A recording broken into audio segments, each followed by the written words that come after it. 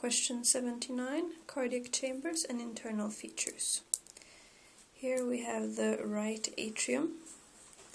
Its dorsal part is named sinus venarum, which is smooth and contains orifice of superior vena cava, orifice of inferior vena cava, and orifice of the coronary sinus, with valve of coronary sinus and valve of inferior vena cava.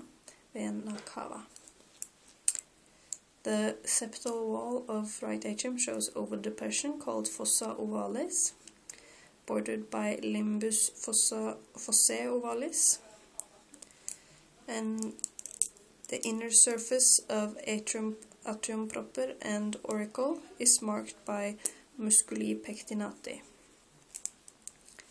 And we have the right ventricle, which is subdivided into the inflowing orifice and tract and outflowing tract and orifice.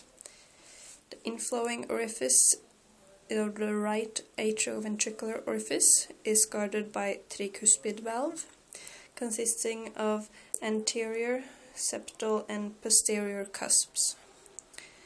The cusps are triangular in shape and they are attached to the fibrous ring, right annulus fibrosus, and the free margins of the cusps are connected by chordae tendinae to the papillary muscles. You have anterior, posterior and septal. The walls of inflowing tract are roughened by trabeculae carneae. The outflowing tract has conus arteriosus, has smooth surface, and the outflowing orifice, the orifice of the pulmonary trunk, is guarded by a valve of the pulmonary trunk, consisting of anterior, right and left valvules. Next we have the left atrium.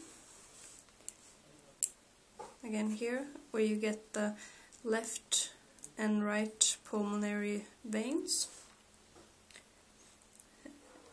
And in the ventral part and in the dorsal part and the ventral part you find auricle, and in the ventral part and in the auricle you have musculi pectinati. The left ventricle, this is the inflowing part.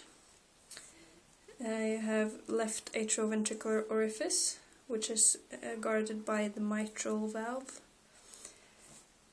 It has anterior and posterior cusps. The inner surface of the inflowing tract is marked by trabeculae carneae,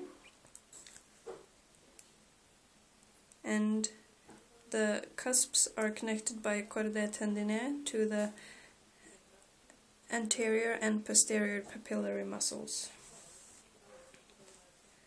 The outflowing part is called the aortic vestibule, where the surface is smooth. And then you have the outflowing orifice, guarded by aortic valve.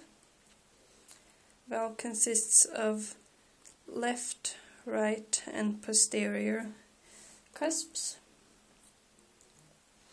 or semilunar valvules. They border the aortic sinuses, right, left and posterior. Here you have the left coronary artery and right coronary artery, which arise from the aortic sinuses, and these are the aortic sinuses.